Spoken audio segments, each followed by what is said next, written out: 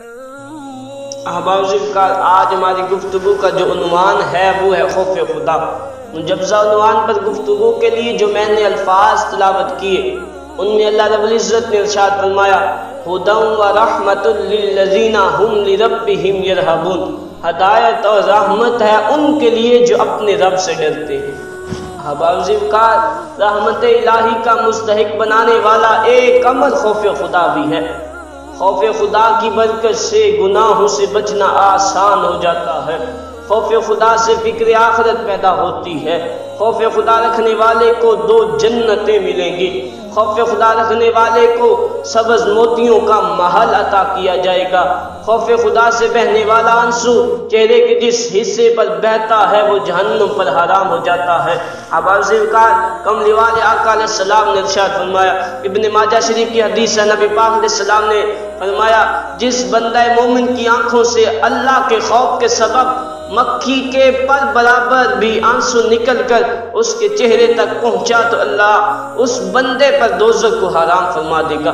احباب ذکر اسی طرح مسند بزار میں نبی پاک علیہ السلام کی حدیث مبارکہ موجود ہے۔ نبی پاک علیہ السلام نے ارشاد فرمایا کہ اللہ کے خوف کے سبب جب مومن کا دل کانپتا ہے تو اس کے گناہ اس طرح جھڑتے ہیں جس طرح درخت کے پتے جھڑتے ہیں۔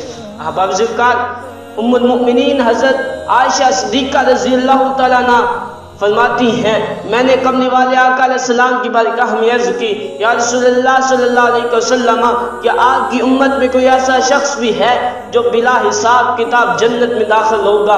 ارشاد فرمایا ہاں وہ شخص جو اپنے گناہوں کو یاد کر کے روئے۔ احباب ذکر حضرت سیدنا ابو بکر صدیق رضی اللہ تعالیٰ عنہ آپ فرمایا کرتے تھے جس سے ہو سکے وہ روئے اور جسے رونا نہ آئے وہ رونے جیسا منہ بنا لے۔ احباب ذکر اسی طرح خوف خدا آج ہمیں اپنے اندر پیدا کرنے کی ضرورت ہے۔ نبی پاک علیہ السلام نے ارشاد فرمایا جبریل علیہ السلام جب بھی میرے پاس آتے وہ رب تعالیٰ کے خوف سے کانپ رہے ہوتے تھے۔ احباب ذکر حضرت ابو درداء رضی اللہ تعالیٰ عنہ آپ فرماتے ہیں حضرت ابراہیم خلیل اللہ علیہ السلام جب نماز کے لیے کھڑے ہوتے تو خوف خدا کے سبب آپ کے سینے سے آنے والی آواز 1 میل تک سنائی دیتی تھی۔